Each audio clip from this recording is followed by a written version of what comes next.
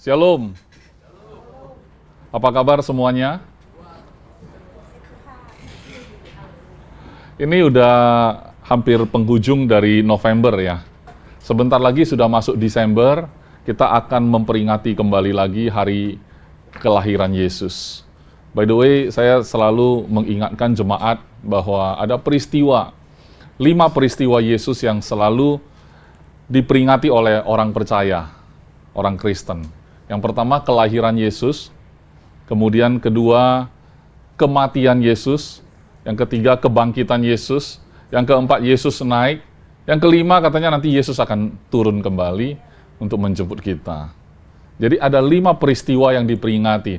Tetapi kalau dalam kehidupan manusia, terutama kita ini orang Chinese, katanya manusia itu hidup siklusnya yang tidak bisa dihindari adalah lahir,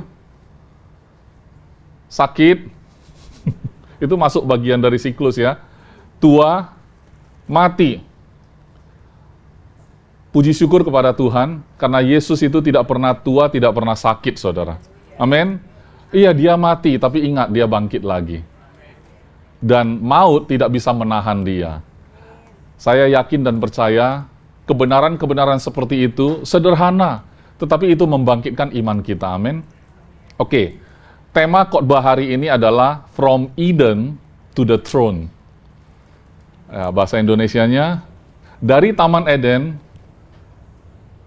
sampai ke tahta. Wah, luar biasa ya. Saudara, di Alkitab banyak tercatat kisah-kisah yang bagi saya sangat-sangat menyentuh hati.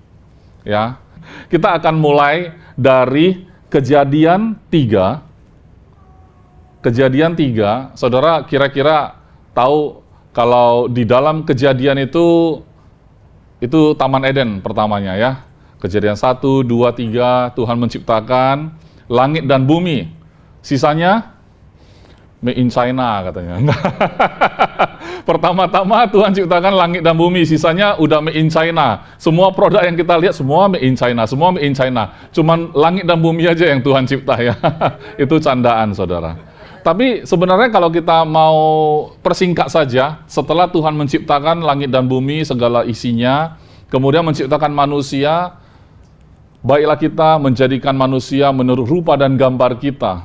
Sampai hari ini saya nggak tahu seberapa banyak orang Kristen percaya kita ini diciptakan serupa dan segambar dengan Tuhan. Saudara percaya? Saudara dan saya diciptakan segambar dan serupa dengan Tuhan. Oh, ada yang amin ya. Setelah khotbah hari ini, saudara akan bertobat. Oke, jadi gini ya. Setelah Tuhan menciptakan manusia, dan kemudian manusia di sana disebut Adam lagi ya. Adam lagi. Diciptakan juga Hawa, bukan Bambang ya. Jadi nggak ada homoseksual. Tuhan nggak menciptakan homoseksualitas ya. Anak saya bilang karena universalism yang permisif. Wah, anak saya kan sudah masuk psikologi, jadi bahasanya sudah cukup begitu ya. Karena permisifnya manusia menganggap itu semua oke, makanya bumi ini hancur. Ya. Adam dan Hawa, bukan Adam dan Bambang ya, Adam dan Hawa. Laki-laki dan perempuan diciptanyalah mereka, kan begitu. Tetapi ada pohon pengetahuan baik dan jahat, cuman satu saja yang tidak boleh dimakan. Saudara pasti paham. Saudara juga tahu ceritanya, betul ya? Makanya saya nggak masuk ke sana lagi.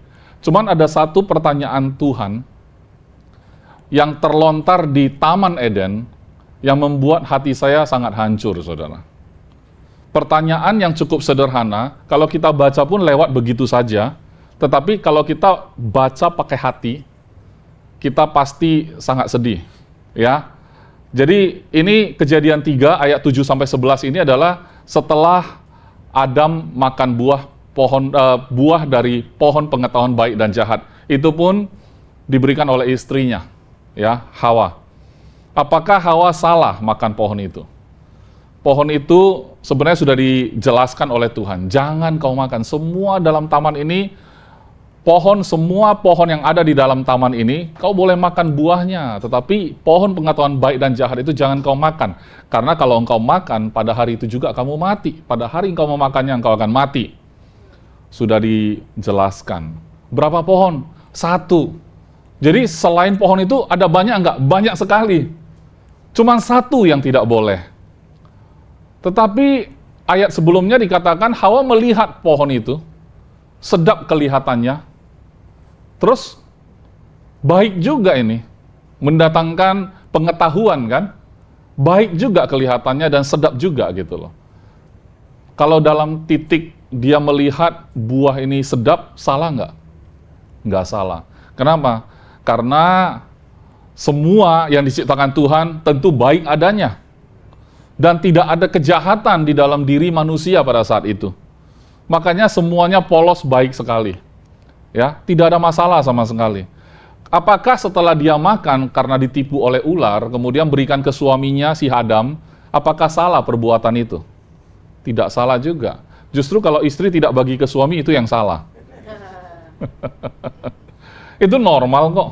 Kalau ada makanan sharing ke suami sangat normal sekali.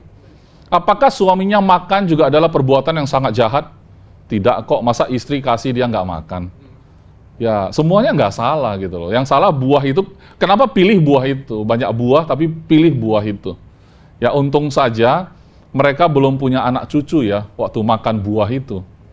Karena kalau sudah sempat punya, kemudian baru makan, baru kemudian beranak cucu, ada belang bonteng di dalam keturunan Adam. Ada yang sudah jatuh, ada yang belum. Betul ya? Itu lebih bercampur aduk lagi, lebih pusing lagi ya dari Taman Eden itu bermula. Nah, ketika mereka makan, lihat di ayat 7. Maka terbukalah mata mereka berdua. Dan mereka tahu. Saudara, mata mereka emang selama ini tertutup ya?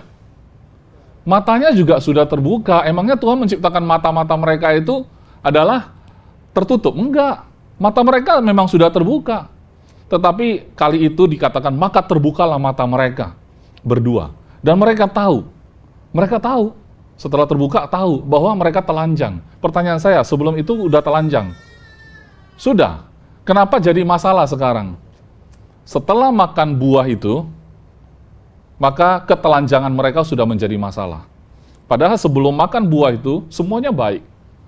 Saudara masih prefer nggak? Masih berharap harusnya kemarin nggak usah mereka makan. Kalau mereka nggak makan, saya nggak tahu bumi ini bentuknya kayak apa. Ya, kalau nggak makan juga. Tapi anyway, kita nggak punya gambaran lagi.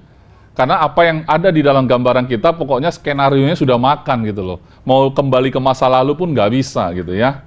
Atau mau naik mesin waktu lagi, kayak yang kemarin saya cerita. Pulang bukan ke masa lalu kita, tapi pulang sampai ke Adam. Jangan makan. Ternyata sampai sana kita jadi ularnya. Akhirnya menggenapi apa yang ada di firman Tuhan. Bisa aja kita pulang ke sana, ya kan? Ternyata kita jadi ularnya pula, ya. Ya, mudah-mudahan waktu kita jadi ular, kita berharap Hawa menolak, ternyata diterima, jadi juga kan. Akhirnya tidak bisa mengubah masa lalu juga. Mereka menyemat daun pohon ara dan membuat cawat. Jadi kalau ini adalah khotbah Pastor Gav, pasti sudah mulai ada gambar-gambarnya ya. Ada gambar-gambarnya, daun cawat ditutup kan. Malu gitu ya. Oke, ayat 8. Ketika mereka mendengar, nah ini mulai sedih saudara. Ketika mereka mendengar bunyi langkah Tuhan Allah yang berjalan-jalan dalam taman itu pada waktu hari sejuk. Saudara, ada waktu sejuk, mungkin ada waktu tidak sejuk kali ya waktu itu ya. Kemudian ada bunyi langkah Tuhan. Saya yakin ini normal, kejadian normal di Taman Eden. Cuman kalau tidak sejuk pun itu tetap baik. Sejuk pun itu baik. Kapanpun hari itu semua baik. Karena apa yang diciptakan Tuhan semua baik gitu loh. Tapi sejak pohon itu dimakan buahnya, maka mereka sudah melihat telanjang, mereka ambil pohon ara, ambil daunnya dan disematkan menjadi cawat. Dan Tuhan Allah waktu berjalan-jalan pada waktu hari sejuk itu, mereka ngapain saudara? Mereka bersembunyi. Kalau anak dan ayah, biasanya kalau papa pulang kerja, itu disambut atau anaknya sembunyi saudara. Kalau misalkan anak kita nunggu kita pulang dari kerjaan, begitu sampai rumah dia sembunyi, pasti ada yang salah. Mungkin kamu sebagai papa sangat mengerikan, atau anakmu melakukan kesalahan, betul nggak? Tapi nggak mungkin Tuhan Allah itu mengerikan. Saya yakin setiap hari, waktu Tuhan Allah berjalan-jalan di taman, itu Adam dan Hawa pasti menikmati kehadiran Tuhan. Setuju nggak sampai di sini? Tapi kenapa detik itu sudah berubah segalanya? Emangnya Tuhan sudah jatuhkan hukuman? Belum. Belum ngomong apa-apa juga, cuman datang, ya, mereka bersembunyi. Dan istrinya itu, ya. Jadi bersembunyilah manusia, maksudnya Adam dan istrinya itu, terhadap Tuhan Allah yang di antara pohon-pohonan dalam taman, sambil nyanyi lagu India. Sebenarnya sedih, kok lucu ya. Sebenarnya sedih. Mereka sembunyi loh, takut kelihatan sama Tuhan. Ya, ayat 9. Tetapi Tuhan Allah memanggil manusia itu dan berfirman kepadanya. Ini pertanyaan yang paling menyedihkan bagi saya. Pertanyaan pertama dari Tuhan kepada manusia yang paling menyedihkan terjadi di Taman Eden. Di manakah engkau? Tahu nggak kenapa saya sedih pertanyaan ini? Karena manusia tidak berada di mana tempat Tuhan berada. Dan yang bikin saya sedih adalah Tuhan tidak perlu bertanya. Tuhan tahu mereka ada di mana. Setuju nggak? Jadi, kadang-kadang manusia itu menghindari komunikasi karena merasa Tuhan sudah tahu semua. Padahal, memang Tuhan tahu semua, tetapi sejak di Taman Eden pun, Tuhan bertanya, di manakah engkau? Where are you? Kalau pertanyaannya diganti, tentu saja ini adalah ungkapan, mengapa engkau tidak berada di tempat aku berada? Hai manusia, mengapa engkau tidak berada di tempat aku berada? Ya, ia menjawab, ketika aku mendengar bahwa engkau ada di dalam taman ini, aku menjadi takut karena aku telanjang. Sebab itu aku bersembunyi. Saudara, yang tadinya bukan masalah menjadi masalah. Sejak kita bisa membedakan baik dan jahat, kita sudah mulai repot, saudara. Setuju ya? Sumber penderitaan mulai dari pengetahuan. Mengetahui hal yang tidak perlu diketahui, tapi mengesampingkan pengetahuan yang harus diketahui. Bahwa Tuhan sayang kepadamu, engkau tidak tahu. Bahwa Tuhan berkorban bagimu, engkau tidak tahu. Tapi engkau bersalah, engkau tahu. Engkau berdosa, engkau tahu. Engkau tahu, engkau harus terima hukuman, engkau tahu. Engkau tidak tahu bahwa Tuhan sudah mengorbankan anak yang tunggal, mengangkat semua penderitaanmu, tidak tahu. Jadi kita cuma tahu, nggak mungkin. Hanya mengaku dengan mulut, percaya dengan hati, maka kita akan diselamatkan. Oh, itu ada di Alkitab. Tapi kita tidak tahu. Oke, pernah dikasih tahu. Waktu kita menjalani hidup, kita kadang seperti tidak tahu. Kenapa? Karena berita yang kita dengar bukan berita baik. Kita selalu mendengar berita di dunia ini. Kita selalu mendengar report dari dokter, bukan report dari Tuhan. Bahwa engkau baik-baik saja, bahwa tubuhmu itu sempurna, engkau sehat, engkau tidak tua, tetapi engkau melihat ke cermin, engkau lebih setuju sama cermin. Tapi pastor kalau setuju sama Alkitab kayaknya jadi orang aneh. Nggak apa-apa. Sejak Adam dan Hawa makan buah itu, manusia memang sudah aneh, saudara. Lebih bagus memilih keanehan seperti itu. Percaya satu buku yang namanya Alkitab. Aneh. Tetapi lebih baik daripada kita percaya kepada banyak buku di dunia ini. Amin. Ini pertanyaan Tuhan, di manakah engkau? Aku takut ketika tahu engkau ada di sini karena aku telanjang. Sebab itu aku bersembunyi. Berikutnya, firman-Nya, siapakah yang memberitahukan kepadamu bahwa engkau telanjang? Apakah engkau makan dari buah pohon yang kularang engkau makan itu? Saudara, ini seperti yang saya katakan kepada saudara tadi. Tuhan tahu tidak perlu bertanya. Tapi manusia harus berkomunikasi sama Tuhan. Ada ajaran doktrin yang mengatakan, ayo bernegosiasi sama Tuhan. Saya pernah belajar ilmu negosiasi, saudara. Dalam negosiasi, kamu tidak bisa mencoba bernegosiasi apabila lawan negosiasimu itu terlalu powerful. Jangan.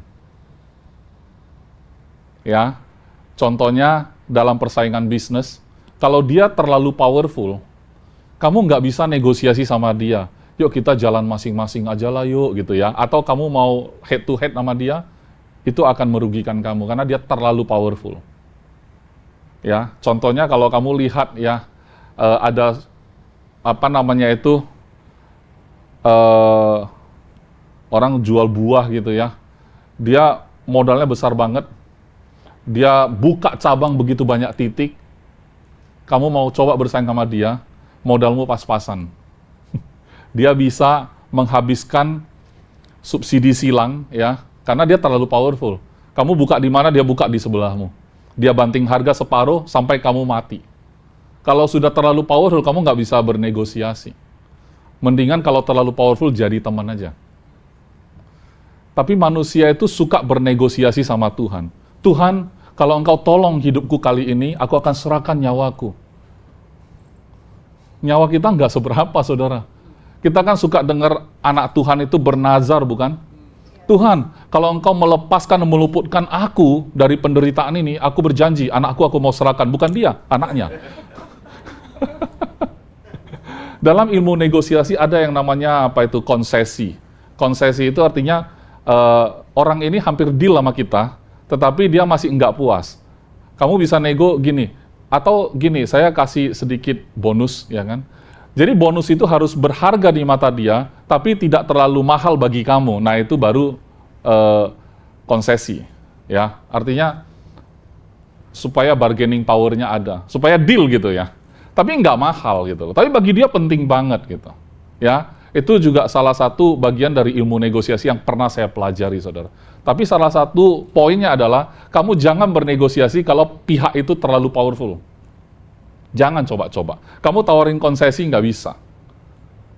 Dia kalau kena ke ego, habis kita. Ya, dia sengaja jual rugi sampai kamu itu menyerah. Kamu buka sana, dia buka sebelahnya. Dia sewa lebih mahal nggak apa-apa. Harganya separuh harga, kita mati di sana. Kalau kita kena ego juga, lebih sadis lagi, kita hancur babak belur. Ya, nah itu. Nah ini Kejadian 3 ayat 7-11. Ini saya pengen kita mulai mencermati ini kisah Adam. Saya nggak akan buka semua drama-drama yang terjadi setelah itu, ya. Bahwa Tuhan mengusir mereka dari Taman Eden, segala macam. Enggak. Tapi saya mau lompat langsung di Kejadian juga. Kejadian pasal 5, ayat 1-5. Kejadian pasal 5, ayat 1-5. Inilah daftar keturunan Adam. Pada waktu manusia itu diciptakan oleh Allah, makanya tadi saya bilang nanti saudara akan bertobat. Ya, dibuatnya lah dia menurut rupa Allah. Itu waktu Adam ya saudara. Laki-laki dan perempuan diciptakannya mereka, ia memberkati mereka dan memberikan nama manusia kepada mereka pada waktu mereka diciptakan. Kejadian 5 ini kayak rekap gitu loh. Memang udah diciptakan, malah udah berdosa lagi manusianya kan di Kejadian 3. Tapi Kejadian 5 ini kayak rekapan lagi. Berikutnya ayat 3. Setelah Adam hidup 130 tahun, ia memperanakkan seorang laki-laki menurut rupa dan gambar siapa? Gambarnya Adam sekarang. Ya, bukan gambar Tuhan lagi. Lalu memberi nama Set kepadanya. Pastor, tapi sebelum Set ini lahir kan ada Kain dan Habel ya. Habel dibunuh, Kain itu pasti beranak cucu juga, betul nggak? Iya, betul. Betul. Tapi kenapa disorot Set di sini? Saudara lihat arah pembicaraan saya hari ini, sebenarnya ini seperti ada sebuah alur. Ketika bicara Adam, Tuhan mendudukkan Adam, Tuhan mengasihi Adam, Tuhan fokus sekali sama Adam. Tuhan ada perintah kepada Adam, instruksinya adalah untuk menguasai bumi, bukan? Ya. Dan fokus sekali sama Adam. Ketika Adam gagal, lihat Tuhan tidak berhenti, ya. Umur Adam setelah memperanakkan Set 800 tahun. Buset, tanpa internet hidup 800 tahun punya anak. Ya. Tanpa internet, nggak ada gitar lagi Pak. Kalau gitar kan lagi bosan bisa main ya. Saya nggak tahu dulu ada gitar, nggak, pasti nggak ada sih ya. Atau kita pulang ke masa lalu, kita lihat ada atau enggak. Ya, ia memperanakkan anak-anak lelaki dan perempuan. Berikutnya. Jadi Adam mencapai umur 930 tahun lalu ia mati. Wah, asuransinya jatuh tempo sampai kemana-mana itu. Rugi orang kayak gini masuk asuransi. Nggak akan klaim dia, ya. Jadi saudara sekarang sudah bertobat ya. Saudara dan saya tidak lagi diciptakan menurut rupa dan gambar Tuhan. Kita diperanakkan menurut rupa dan gambar Adam, manusia yang sudah jatuh. Manusia yang sudah menggantungkan hidupnya dari pikiran baik dan jahat, membedakan baik jahat terus nih. Makanya nanti di Perjanjian Baru kalau saudara baca, nurani kita itu berperang loh. Di dalam hati kita, kita tahu loh ini bagus, harus dilakukan. Ini tidak baik, jangan dilakukan. Tapi kita tidak lakukan yang kita sudah tahu bagus, kita malah lakukan yang sudah tahu tidak boleh. Kita sudah fail. Kita menggunakan pengetahuan yang harusnya kita tidak perlu fokus, tapi kita fokus. Sehingga banyak sekali anak-anak Tuhan itu kehilangan arah dan hidup seperti orang dunia, bahkan kadang-kadang lebih parah, saudara. Orang dunia kadang-kadang malah tidak bingung, orang Kristen malah bingung. Kenapa? Karena orang dunia menganggap Tuhan jangan-jangan memang nggak ada, pokoknya saya harus berusaha sesuai apa yang saya paham gitu loh. Tapi orang Kristen itu ada kayak dualisme yang membuat dia bingung sendiri. Kalau Tuhan ada, kenapa begini? Orang yang di luar tidak percaya Tuhan, Tuhan ada atau enggak apa-apa. Orang Kristen, Tuhan kan harusnya ada, kita panggil Bapa lagi. Tapi kenapa kejadian ini menimpa aku? Kita nggak bisa terima, akhirnya bingung gitu loh. Terus lihat lagi orang dunia. Kenapa orang dunia lebih bagus hidupnya ya?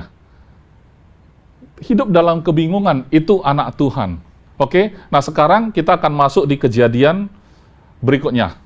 Tadi 3, 5, sekarang kejadian 6, ayat 7 sampai 8. Berfirmanlah Tuhan, aku akan menghapuskan manusia yang telah kuciptakan itu dari muka bumi. Saudara, ini cepat sekali kalau saudara baca kejadian 1 sampai 6 gitu ya. Udah terjadi perubahan zaman udah. Udah ada Adam di sana, ini udah masuk ke Nuh loh. 6 pasal aja dari kejadian sudah masuk ke Nuh. Dan Nuh pun sebenarnya dijelaskan di sini juga tidak terlalu panjang kok. Ya, tidak terlalu panjang. Berfirmanlah Tuhan, aku akan menghapuskan manusia yang telah kuciptakan itu dari muka bumi. Baik manusia maupun hewan dan binatang-binatang melata dan burung-burung di udara, sebab aku menyesal. Inilah orang percaya kalau baca Alkitab. Coba, saudara pernah nggak dalam hidup saudara bertanya-tanya kenapa Tuhan bisa menyesal? Kalau dia bisa menyesal, apa dia bisa Tuhan? Bisa jadi Tuhan? Harusnya Tuhan itu tidak bisa menyesal. Bingung kan? Orang dunia nggak pernah bingung yang begituan. Orang Kristen baca Alkitab menimbulkan kebingungan. Ya, mana ayatnya? Saya sangat butuh tampilan ayat, karena saya nggak hafal Alkitab.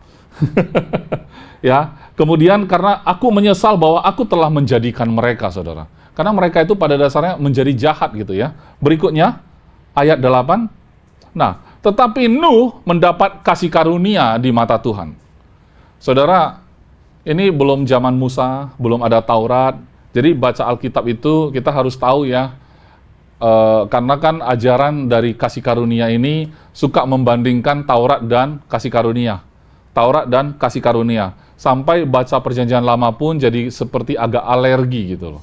Takut salah gitu ya, takut salah. Terus ada juga ajaran mengatakan kenapa domba itu harus dibakar dulu, di roast sampai jadi korban bakaran, kemudian baru dikonsumsi. Itu sama dengan anak domba Allah, yaitu Yesus sendiri, harus dihukum di atas kayu salib. Setelah itu terjadi, baru kita bisa enjoy. Berarti Perjanjian Lama, kalau belum ada Yesus dan karyanya yang sudah selesai di atas kayu salib, kita nggak bisa paham Perjanjian Lama. Betul. Tetapi Alkitab kita kayak dibagi dua begitu. Seolah-olah Perjanjian Lama itu, semua Perjanjian Lama berarti Taurat. Enggak ya. Nuh mendapat kasih karunia di mata Tuhan. Saya Waktu baca Adam, saya bayangkan saya adalah Adam. Waktu saya baca Nuh, saya bayangkan saya adalah Nuh. Saudara, by the way, saudara boleh cek, Nuh ini adalah keturunan Set tadi. Jadi keturunan Kain, setelah cerita Nuh ini, nanti saudara baca lagi ya, air bah hancurin semua, seolah-olah hidup yang lain itu nggak penting, saudara. Seolah-olah Tuhan itu cuma pentingkan Nuh ini, saudara. Ya. Tuhan sangat fokus. Ketika dia pilih Nuh, dia fokus sekali sama Nuh. Seolah-olah yang lain nggak penting, saudara. Saudara lihat begitu. Karena Nuh mendapat kasih karunia di mata Tuhan. Saudara bisa resapi nggak satu ayat sepenggal kecil ini? Nuh mendapat kasih karunia di mata Tuhan. Hanya begitu saja. Nuh diselamatkan Tuhan. Yang lain hancur. Mati semua. Reset dari awal. Semuanya reset dari awal. Jadi tombol reset dipencet, reset dari awal, saudara. Itu kalau difilmkan kira-kira kayak film apa lah ya. Pasti ada filmnya. Hollywood suka bikin-bikin fiksi yang memberikan gambaran. Seandainya kalau manusia semua habis nih, ya, cuman ditinggalkan lagi satu pasang. Kemudian penuhi bumi kembali melalui pasangan ini. Dan ini terjadi pada Nuh, saudara. Fokus sekali sama Nuh.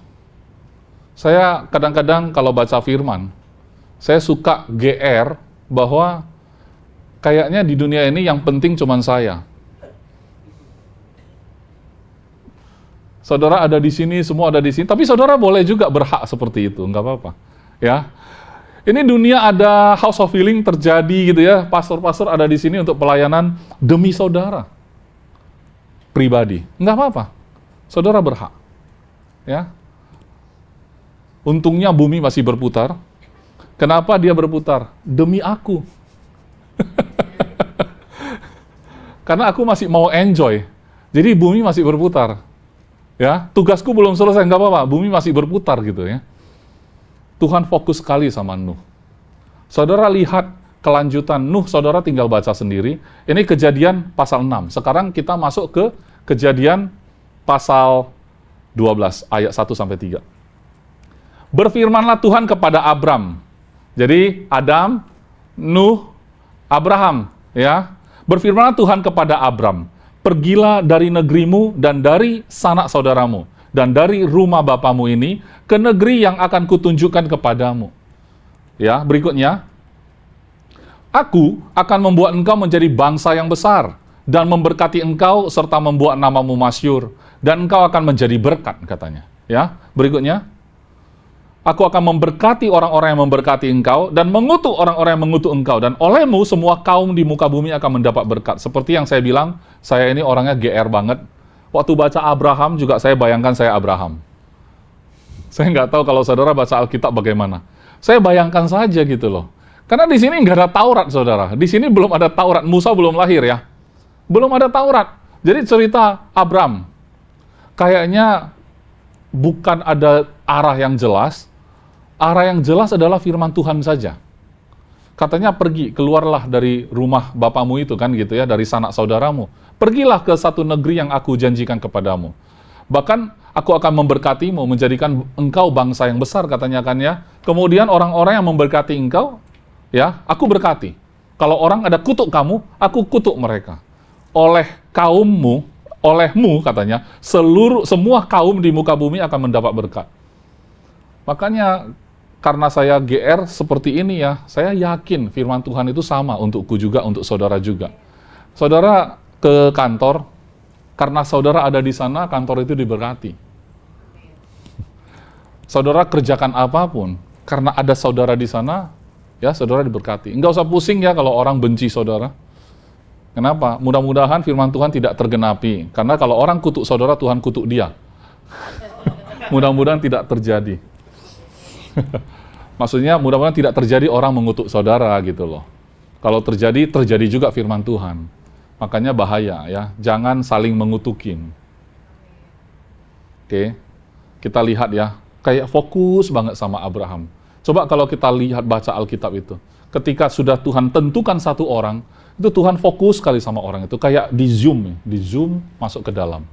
hidup orang itu dia perhatikan, langkah kakinya diperhatikan, tercatat di sana, saudara. Tercatat. Sebenarnya dari Abraham ini dilanjutkan ke Musa sebenarnya, tapi saya skip ya. Karena sebenarnya saya cuma mau ambil beberapa orang sebagai penanda zaman gitu loh. Nanti kalau setelah Musa kan jadi bangsa besar kan dia keluarin bangsa Israel itu. Nah setelah keluar kan ada raja-raja lagi gitu loh. Nah kalau bicara tentang doktrin hukum Taurat, ya memang hukum Taurat diberikan pada saat Musa. Betul ya? Itu pun katanya orang Israel yang minta juga sih. Orang Israel kan kalau ditanya mau berapa katanya kan, ya kan, kamu butuh berapa? Ya kan, kasih kami 10, kan gitu ya. Enggak cukup 10, minta lagi lebih banyak. Pokoknya orang Israel itu ada deskripsinya di Alkitab. Yang katanya tegar tengkuk lah, apa segala macam lah gitu ya, sudah ada di sana. Tapi Tuhan fokus sekali sama bangsa itu. Sampai raja-raja yang tadinya diminta oleh bangsa itu sendiri, sampai Tuhan yang tentukan sendiri rajanya, sampai terpecah-pecah kerajaan itu, sampai kosong hampa, sampai nggak ada raja. Sampai kepada datangnya Yesus. Amin, saudara? Nah, kalau mau ngejum lagi, ngejum Daud, ngejum siapa, nanti tunggu lagi khotbahnya Pastor Gav. Nanti zoom ke cerita Yusuf, zoom ke cerita Yakub, ya. Di sana banyak drama, saudara. Tapi percuma, sia-sia kalau kita tidak mendapatkan esensi bahwa bagi saudara kebenaran apa yang Tuhan mau singkapkan kepada saudara, betul nggak? Karena ini kisah dimulai dari Eden. Saya tidak terlalu suka bahas Taurat karena apa? Teman-teman saya itu bukan orang Israel. Taurat itu berlaku untuk orang Israel. Dan teman kita bukan orang Israel. Dan anyway, orang-orang yang kita mau beritakan Injil pun bukan orang Israel. Mereka itu, teman-teman kita itu agamanya lain. Bukan agama Yahudi juga. Mau bicara Taurat sama mereka, nggak make sense juga kok gitu loh. Mereka punya ajaran mereka sendiri, saudara. Jadi, belajarlah dari Paulus. Paulus itu menganiaya orang percaya. Oke? Kemudian dia tulis surat setelah dia bertobat tentunya ya, dipanggil Tuhan ya. Dipanggil Tuhan, bukan mati, tapi dipanggil Tuhan. Menjadi rasul, ya menjadi rasul. Dan kemudian dia menanam banyak gereja kan. Kemudian dia tuliskan banyak surat untuk jemaat-jemaat tersebut. Dan tulisan-tulisan dia itu sangat pinter. Bagi dia, kalau dia lagi bahas ke orang Yahudi, dia bahas Taurat. Tapi kalau untuk orang Yunani, dia nggak bahas Taurat dong. Bahkan dia bilang, di orang Yunani itu mereka suka menyembah dewa-dewa kan. Saking tidak mau ngemis, tidak mau terlewatkan, bukan ngemis, kemis ya. Dia nggak mau ada yang miss, dia ada tulis, to the unknown God. Kepada Allah yang tidak dikenal pun dibuatkan satu patungnya gitu loh untuk disembah. Kalau ditanya kenapa ada patung yang dewa yang namanya tidak dikenal. Ya siapa tahu ada lagi yang belum disebut takut tersinggung. Dibuatkan juga di situ. Nah, orang Yunani sampai begitu. Itu pun Paulus pakai kesempatan itu. Nah, untuk yang tidak kamu kenal itulah aku datang mau beritakan tentang Yesus. Dia pakai jalan masuk, saudara. Tapi kalau kita ngomongnya Taurat, padahal mereka bukan orang Yahudi. Dan Paulus juga pernah mengatakan di kesempatan yang lain bahwa kalau mereka yang bukan orang Yahudi tidak mengamalkan Taurat, bahkan nurani mereka pun bisa menjadi Taurat bagi dia. Manusia tidak perlu diajar mana yang benar, mana yang salah dengan agama. Percaya nggak? Kenapa? Karena di Taman Eden sudah makan buah pengetahuan baik dan jahat. Tanpa agama sebenarnya sudah tahu. Problemnya, dia tidak bisa melakukan apa yang dia sudah tahu. Gagal. Dan dengan gampang kita bisa bicara dengan semua umat beragama, agama apapun. Oleh sebab itu, selalu berulang kali ada kesempatan, apalagi kalau teman saya nonton gitu ya, nonton lagi gitu ya. Ini Iskandar pastor lagi nih. Kemarin saya menghadiri pernikahan teman kantor saya. Mereka akhirnya acknowledge saya pastor gitu loh. Dulu kan nggak semi-semi lah, semi-semi ya kan. Ini katanya pastor loh ini. Betul ya, betul ya. Ya, begitulah gitu ya. Kemarin enggak loh. Mereka menikah langsung diundang. Kami undang Pastor Iskandar. Saya lupa ini gereja atau kantor. Saya sampai sampai udah lupa. Ya sudahlah, saya lanjutin aja. Teman-teman kantor saya bila perlu. Ya, ini ke kamera nih saya ngomong. Ya, kadang-kadang kita bukan bicara tentang agama gitu loh. Kalau agama tentu semuanya baik. Cuma saya mau bilang, tanpa agama pun, pendidikan moral Pancasila pun bisa buat kamu jadi baik kalau kamu amalkan dengan benar. Pertanyaannya kita nggak amalkan dengan benar. Setuju nggak saudara? Setuju. Kapan kita bisa amalkan dengan tak bercacat? Nggak bisa. Nggak bisa. Itu untuk Taurat, untuk orang Yahudi ada bagiannya. Orang Chinese. Ya. Sio gitu kan. Disamakan dengan karakter hewan, tidak tersinggung. Malah didalamin lagi. Tapi ketika kami mengatakan, hai, terimalah Yesus menjadi Tuhan dan Juru Selamat, engkau tidak percaya. Tapi engkau memiliki karakter ayam, engkau percaya. Bingung kan? Saya nggak usah bahas Taurat, bahas aja Sio gitu ya. Karena relate sama teman-teman kita. Ya, atau yang ini, yang percaya mistis. Ya. Katanya kalau sakit kan datang ke dukun nih. Dukun pengobatannya adalah bawa ayam ya, bawa telur ayam ya gitu ya. Itu dipindahin penyakitnya ke ayam. Benar loh, pernah dengar nggak kisah begitu? Itu mereka bawa ayam dengan rasa percaya juga. Atau setengah percaya tapi taat. Setidaknya mereka menunjukkan ketaatan loh saudara. Mungkin setengah percaya lah, tapi taat aja dia bawakan. Dan itu konsepnya adalah, nanti aku pindahkan sakitmu, sakit tulang ya, tulangnya sakit nih, nggak tahu di mana, keseleo. Dia pindahin ke ayam, tapi syaratnya jangan makan ayam habis ini. Gitu ya. Itu lu percaya. Waktu penyakit lu ditanggungkan ke atas tubuh Yesus, lu nggak percaya. Sebenarnya sudah ada benih-benih percaya dalam hati kita semua. Tapi objeknya salah. Betul nggak? Apalagi? Lihat PG. Pace, ya. Tanggal lahir begini, kecenderungannya seperti apa? Saudara tahu, saya pernah ya dibantu hitung. Cuman untungnya bumi pasti bukan. Untungnya jam kelahiran saya lupa gitu. Dia bilang, jam kelahiran saya lupa. Mama saya tanya pun dia bilang, mana ingat, ada 6 cowok semua lahir. Tanggalnya sih ingat, jamnya nggak ingat. Teman saya bilang, nggak apa-apa, yang penting tanggal kamu tahu, nanti aku hitung mundur, aku bisa tahu jammu. Wah, canggih sekali. Pakai aplikasi. Pakai aplikasi bener. Saya tanya, kok bisa gitu ya? Itu astrologi ya, hitungannya ya. Dia tanya kejadian-kejadian yang paling besar dalam hidupmu.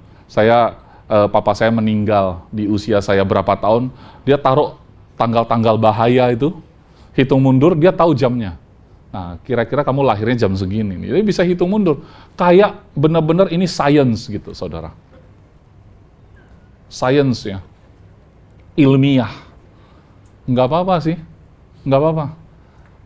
Itu benih kepercayaan. Dia percaya bahwa tanggal itu sangat pengaruh. Oleh sebab itu, saya juga percaya bahwa tanggal lahir saya pun sudah berubah. Mengapa? Karena saya lahir bersama Kristus, mati bersama Kristus, bangkit bersama Kristus. Jadi saya punya nasib dengan PG-nya Yesus. Dan PG-nya Yesus itu dia itu ditakdirkan nih adalah raja di atas segala raja. Cuma memang dia terima mahkota duri, saudara. Tahu kenapa? Karena mahkota yang sebenarnya kasih ke kita. Iya kan? Nasibnya, takdirnya Yesus dia berikan kepada saudara.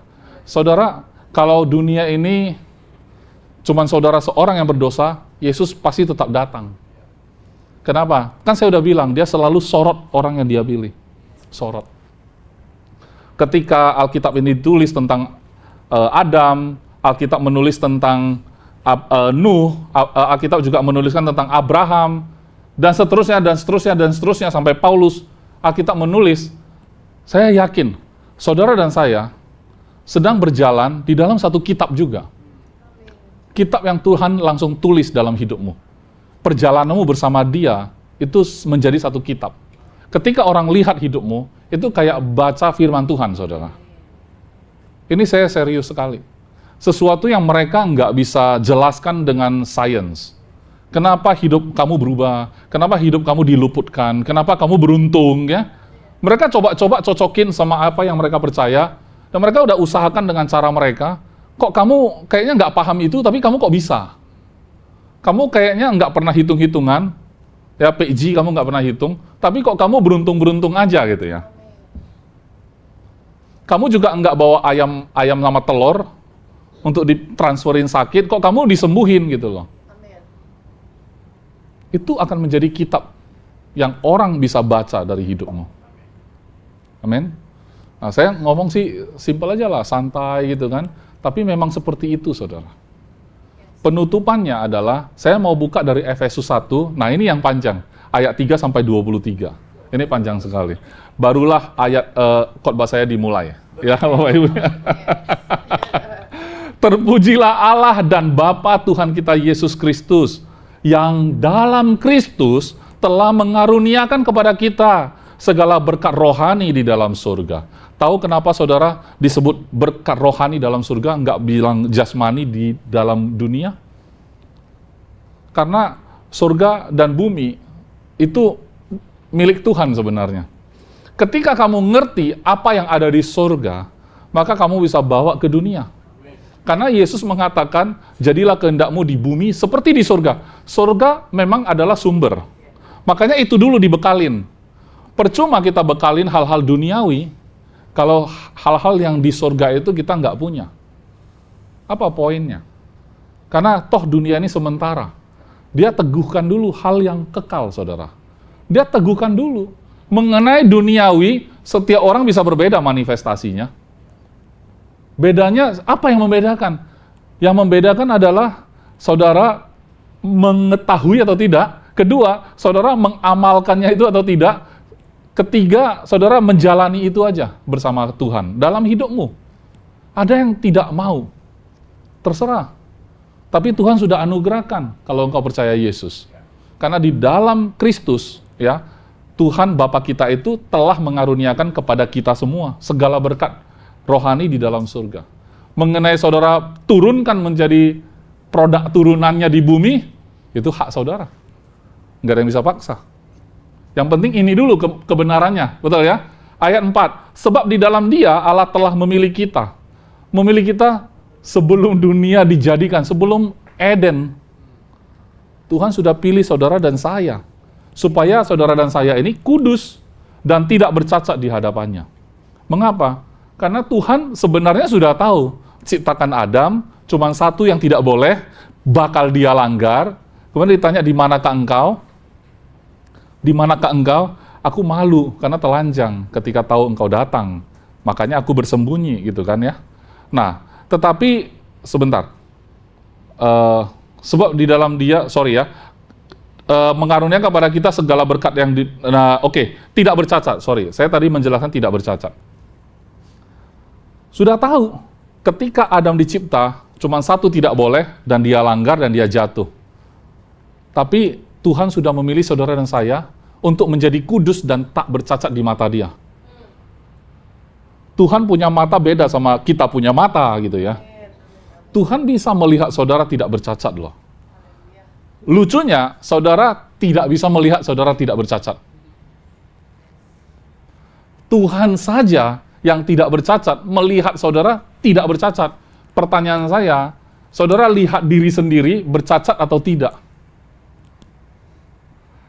Saya bercacat, pastor. Berarti saudara tidak bisa samakan frekuensi sama Tuhan. Hari ini khotbahnya adalah tentang kamu bisa nggak samakan frekuensi. Tuhan melihat engkau tidak bercacat. Maka setujulah dengan itu, saudara. Amin. Ini akan mengubah hidupmu secara total. Saat engkau tidak bisa setuju, saudara akan bergumul terus dalam hidup ini. dan terlalu banyak orang percaya bergumul terus dalam hidupnya.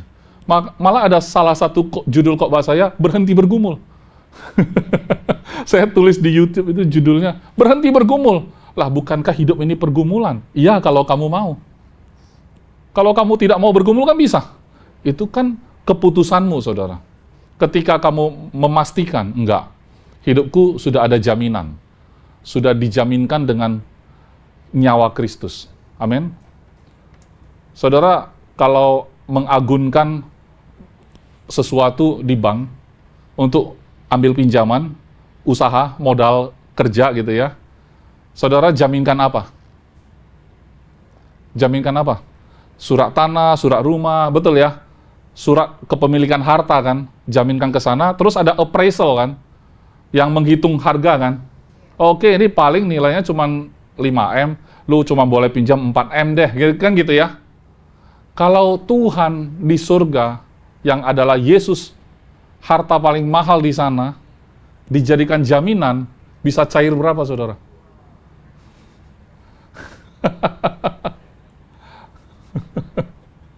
Kalau sebegitu besarnya jaminan yang ada di tanganmu, kenapa engkau hidup dalam ketakutan? Pastor ngomong enak ya, betul. Saya ngomong juga telan ludah nih. Tinggal kita setuju atau enggak ya. Kalau setuju itu benar loh. Saya nggak bohong loh. Itu jaminan loh. Belum lagi dibilang Roh Kudus diberikan sebagai jaminan lagi. Berapa lagi harganya? Unlimited dikali unlimited, unlimited, unlimited. Dia stand alone aja sudah unlimited.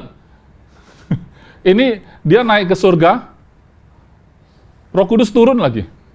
Menjadi jaminan lagi dalam hidup kita. Ya.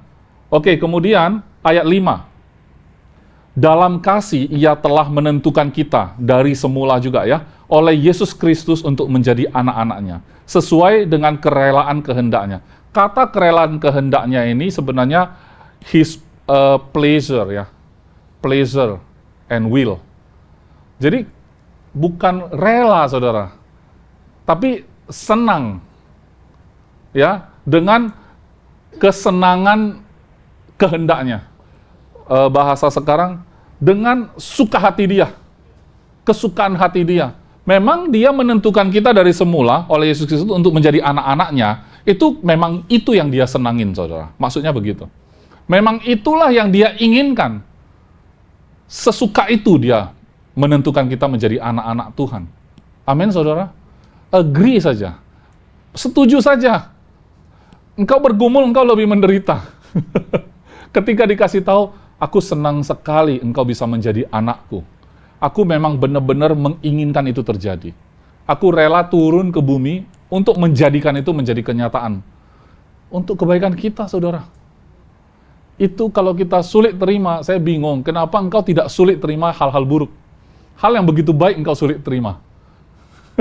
Kenapa engkau menerima hal-hal yang sebenarnya tidak seharusnya kamu terima, tapi gampang sekali kamu terima? Gara-gara apa? Gara-gara Taman Eden. Ayat 6. Supaya terpujilah kasih karunia-Nya yang mulia, yang dikaruniakannya kepada kita di dalam siapa?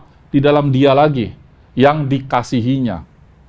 Ya, Yesus dikasihi oleh Bapa. Oke, berikutnya. Sebab di dalam Dia lagi, dan oleh darahnya, kita beroleh penebusan, yaitu pengampunan dosa menurut kekayaan kasih karunia-Nya, yang dilimpahkannya kepada kita dalam segala hikmat dan pengertian. Oke, berikutnya. Sebab ia telah menyatakan rahasia kehendaknya. Saudara, coba lihat terjemahan bahasa Inggris kan kalau ada waktu nanti. Rahasia kehendaknya itu adalah the mystery of his will.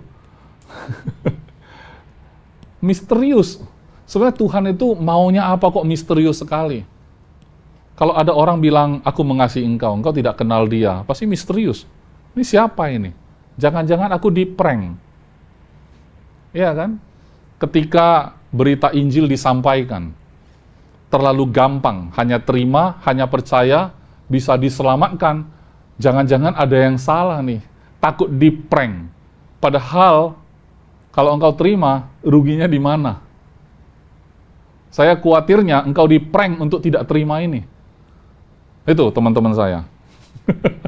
Saya khawatir sekali, kamu tidak mau terima berita Injil, Itu hasil prank dari apa yang kau yakini.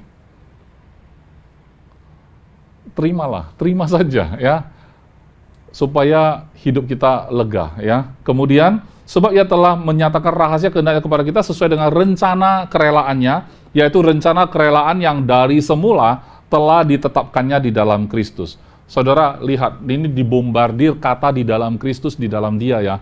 Dibombardir terus ya, di dalam Kristus, di dalam dia. Berikutnya, ayat 10, sebagai persiapan kegenapan waktu untuk mempersatukan di dalam Kristus sebagai kepala segala sesuatu, baik yang di surga maupun yang di bumi. Inilah kunci yang tadi saya bilang, segala berkat rohani di surga itu bisa dinyatakan di bumi karena apa? Karena Kristus harus sebagai kepala, baik yang di surga maupun di bumi. Kalau kita tahu kuncinya di Kristus, surga dan bumi tidak ada bedanya, saudara. Saudara tidak menunggu waktu ajal menjemput baru masuk surga. Saudara sedang hidup di bumi pun, saudara sudah ada di surga juga. Jadi saudara menjalani dua kehidupan, satu rohani, satu jasmani. Dua-duanya bisa menjadi surga bagimu. Kalau engkau menyadari bahwa Kristus adalah kepala segala sesuatu. Amin? Pokoknya kita harus tahu kepalanya siapa dulu. Kalau sudah tahu kepalanya, gampang itu semua. Saudara sudah menjadi orang dalam. Berikutnya. Aku katakan, di dalam Kristus. Wah, ini bombardir ya. Efesus 1 itu membombardir kata di dalam Kristus, dalam Yesus. Karena di dalam dialah kami mendapat bagian yang dijanjikan. Kami yang dari semula ditentukan untuk menerima bagian itu sesuai dengan maksud Allah, yang di dalam segala sesuatu bekerja menurut keputusan kehendaknya. Memang Tuhan mau itu terjadi dalam hidup kita. Berikutnya, supaya kami yang sebelumnya telah menaruh harapan kepada Kristus boleh menjadi puji-pujian bagi kemuliaannya. Di dalam dia, kamu juga, karena kamu telah mendengar firman kebenaran, yaitu Injil keselamatanmu, di dalam dia kamu juga, ketika kamu percaya, dimeteraikan dengan Roh Kudus yang dijanjikannya itu. Berikutnya, karena itu setelah aku mendengar tentang imanmu dalam Tuhan Yesus dan tentang kasihmu terhadap semua orang kudus, aku pun tidak berhenti mengucap syukur karena kamu. Dan aku selalu mengingat kamu dalam doaku. Ini kata-kata Paulus ya. Berikutnya. Dan meminta kepada Allah Tuhan kita Yesus Kristus, yaitu Bapa yang mulia itu, supaya ia memberikan kepadamu roh hikmat dan wahyu untuk mengenal dia dengan benar. Berikutnya. Dan supaya ia menjadikan mata hatimu terang, agar kamu mengerti pengharapan apakah yang terkandung dalam panggilannya, betapa kayanya kemuliaan bagian yang ditentukannya bagi orang-orang kudus. Berikutnya. Dan betapa hebat kuasanya bagi kita yang percaya sesuai dengan kekuatan kuasanya yang dikerjakannya di dalam Kristus, dengan membangkitkan dia dari antara orang mati dan mendudukkan dia di sebelah kanannya di surga. Berikutnya, jauh lebih tinggi dari segala pemerintah dan penguasa dan kekuasaan dan kerajaan dan tiap-tiap nama yang dapat disebut, bukan hanya di dunia ini saja, melainkan juga di dunia yang akan datang. Berikutnya, dan segala sesuatu telah diletakkannya di bawah kaki Kristus, dan dia telah diberikannya kepada jemaat sebagai kepala dari segala yang ada. Jemaat yang adalah tubuhnya, yaitu kepenuhan dia yang memenuhi semua dan segala sesuatu. Saudara dan saya, kita sama-sama ada di dalam Kristus. Siapa yang percaya? Dan Yesus adalah kepala, kita adalah tubuh. Dan posisi kita ada di sebelah kanan Allah Bapa. Itu adalah tahta, di mana Bapa memberikan tahta itu, membuat seluruh musuh itu bertekuk lutut dan taruh di bawah kaki Yesus. Musuh ada di bawah kaki kita. Kenapa? Karena kita ada dalam Yesus. Jadi judul khotbah hari ini, From Eden to the Throne. Apalagi yang kurang dalam hidupmu? Saudara sudah ada di dalam Kristus dan dikatakan oleh Paulus, katanya, kita ini adalah kepenuhan Kristus. Kan di dalam yang jemaat yang adalah tubuhnya, yaitu kepenuhan dia. Saudara bayangkan, begitu pentingnya kita di mata Tuhan. Sampai dia bilang, saudara adalah kepenuhan dia. Seolah-olah tanpa saudara, dia belum penuh, saudara. Sepenting itu diri saudara. Saudara bisa rasakan nggak feeling itu? Dari pertanyaan Tuhan, di manakah engkau berada? Hari ini jawab dia, aku ada di sebelah kananmu, Bapa. Saya ulang ya, pertanyaan di Taman Eden, di manakah engkau berada? Hari ini engkau bisa menjawab, aku berada di sebelah kananmu, Bapa. Karena engkau duduk di dalam Kristus. Bersama dengan Kristus. Di dalam Kristus. Duduk di sebelah kanan Allah Bapa. Eden, di sana terjadi drama pertama dan berkelanjutan sampai hari ini. Janganlah hidup seperti orang-orang dunia yang tidak punya Tuhan. Ketika engkau tahu engkau adalah orang percaya, hidupmu berbeda dengan orang-orang biasa. Engkau punya Allah. Kalau hari ini engkau mengatakan, seperti yang saya bilang, manusia bukan lagi diciptakan segambar dan serupa dengan Allah. Karena diperanakkan serupa dan segambar dengan Adam. Tapi saya mau kasih tahu satu kebenaran yang menutupi kebenaran tadi. Yaitu engkau persis sama seperti Kristus. Karena engkau ada di dalam Dia. Engkau tidak perlu lahir atau diciptakan Tuhan menurut rupa dan gambar Tuhan lagi. Kenapa? Karena engkau ada di dalam Kristus. Amin. Jadi rupamu, gambarmu adalah rupa Kristus dan gambar Kristus. Percaya? Amin. Kalau engkau sudah memiliki rupa dan gambar Kristus, engkau adalah ciptaan yang baru. Maka hiduplah dan jalanlah. Tidak menurut rupa dan gambarmu sendiri lagi. Karena engkau akan mengandalkan kekuatanmu sendiri kalau engkau berjalan seperti itu. Jadi saya nggak ngerti pergumulan saudara apa. Kapan saudara akan menghadapi pergumulan, saya nggak tahu. Bahkan saudara sendiri pun tidak bisa merancang. Tahun 2025 adalah tahun di mana pergumulan boleh datang hanya di kuartal 2, nggak bisa. Kalau saudara seorang pengusaha pun, ya kan, saya juga salah satu yang bekerja di perusahaan yang tentunya mensyaratkan kita bikin rencana. Tapi apakah rencana itu pasti bisa kita jadikan seperti apa yang kita mau? Belum tentu. Pada saat engkau mengeksekusi, melakukan apa yang engkau sudah rencanakan pun bisa berubah, saudara. Setuju nggak? Tetapi itu nggak penting. Mau berubah, mau tidak berubah, pertanyaannya engkau berjalannya bersama siapa? Amin. Kau menjalani itu bersama siapa? Saya nggak bilang jangan bikin rencana, enggak. Justru Tuhan adalah Tuhan yang penuh rencana. Amin. Kalau saudara bilang, makanya setelah dengar Pastor Is berkhotbah, saya tidak mau lagi bikin rencana, saudara sesat. Kita hidup bersama Tuhan, dan Tuhan yang kita kenal adalah Tuhan yang penuh dengan rencana. Bahkan dia tulis, sebelum dunia dijadikan sudah tentukan kamu. Apa itu artinya? Artinya dia sudah merencanakan segala sesuatu. Bedanya kita merencanakan dan dia, rencana dia selalu terjadi, saudara tidak. Jadi tugasnya hanyalah menjadi orang dalam aja, biar agendanya tidak meleset. Jadi saya rasa kita perlu memiliki satu kehidupan dan pola pikir yang sangat GR menurut saya, bahwa Tuhan sangat pentingkan saudara dan saya. Sampai-sampai hidupmu itu bisa menjadi satu kitab sendiri. Sampai-sampai saking pentingnya. Kenapa? Karena hidupmu itu akan diceritakan sampai anak cucumu. Amin. Kalau kita bisa kaya segala macam, saya rasa hanya diingat sampai anak. Ya.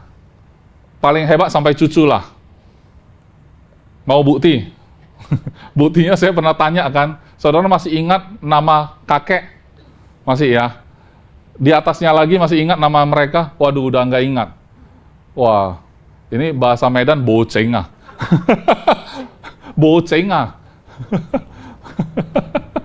Masa mereka itu kan, kita kan keturunan dia, kenapa nggak ingat nama mereka? Nah, segampang itu dilupakan manusia. Padahal masih mengalir darah mereka di darah kita loh. Itu pun kita nggak tahu nama mereka, lebih kenal si Adam tadi itu. Adam sih tahu. Tapi kakek kita yang di atasnya lagi namanya apa sih? Buyut ya, Buyut aja sudah lupa namanya. Kok bisa tahu tentang Yusuf? Memanglah, Yusuf kan orang Israel ya. Kenapa saudara pelajari? Buyut sendiri nggak dipelajari, ayo. Nggak boleh ya. Ya, memang kita nggak bisa andalkan seberapa banyak hidup kita mau dicatat supaya bisa dibahas ke anak cucu. Sebatas harta, mereka kaya, punya darah mereka di dalam darah kita pun kita nggak dibahas lagi. Memang lebih bagus kita beritahu anak cucu kita bahwa hidup saudara itu memang diselamatkan oleh Kristus dalam Kristus. Ajarkan mereka firman Tuhan. Maka hidupmu akan menjadi kitab yang diteruskan sampai ke anak cucu. Dan engkau dinyatakan tidak pernah mati. Saya dulu pernah mengatakan kan, Yesus itu tidak mengalami siklus sakit dan tua. Karena dia disalibkan di umur sekitar 33,5 tahun katanya. Masih muda sekali. Nggak pernah tua. Nggak pernah sakit. Nah, itu yang kita akuisisi. Hidup Kristus itu yang kita akuisisi. Ya, ini bukan cerita menolak tua ya, bukan. Karena Kristus tidak pernah mati. Kristus tidak pernah sakit. Amin? Maka seperti itu jugalah saudara dan saya. Lah, pastor kan mati nanti suatu hari. Iya, tapi itu bukan kematian yang sebenarnya. Karena kita memiliki kehidupan yang kekal. Mari kita bangkit berdiri.